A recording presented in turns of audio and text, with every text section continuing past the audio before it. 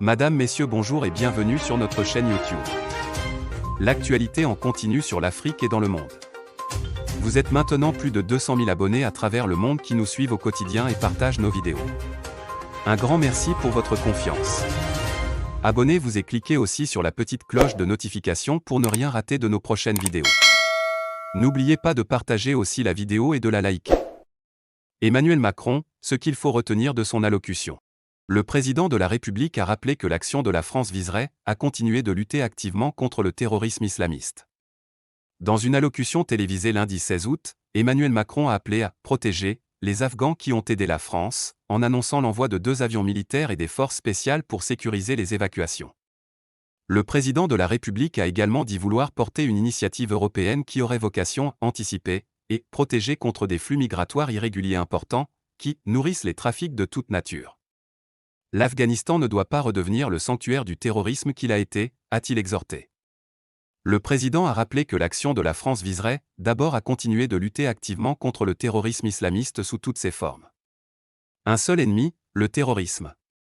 Des groupes terroristes sont présents en Afghanistan et chercheront à tirer profit de la déstabilisation, a mis en garde le président français, en appelant à une réponse internationale, responsable et unie, et une action politique et diplomatique. C'est un enjeu pour la paix et la stabilité internationale, contre un ennemi commun, le terrorisme et ceux qui le soutiennent. À cet égard, nous ferons tout pour que la Russie, les États-Unis et l'Europe puissent efficacement coopérer, car nos intérêts sont les mêmes, a-t-il ajouté.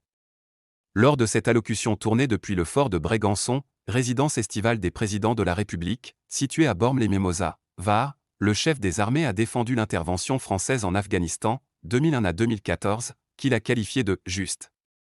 En Afghanistan, notre combat était juste et c'est l'honneur de la France à s'y être engagée, a-t-il appuyé, en soulignant que la France n'y a jamais eu qu'un ennemi, le terrorisme.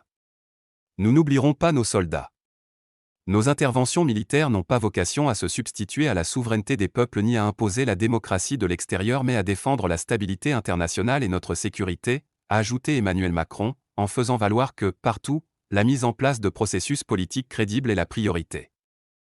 C'est ce principe fondamental de notre politique étrangère que nous avons appliqué en Afghanistan et que nous continuerons à mettre en œuvre, a-t-il encore martelé, tenant à s'adresser, d'abord à ceux qui ont combattu, aux familles de ceux qui sont morts ou ont été grièvement blessés.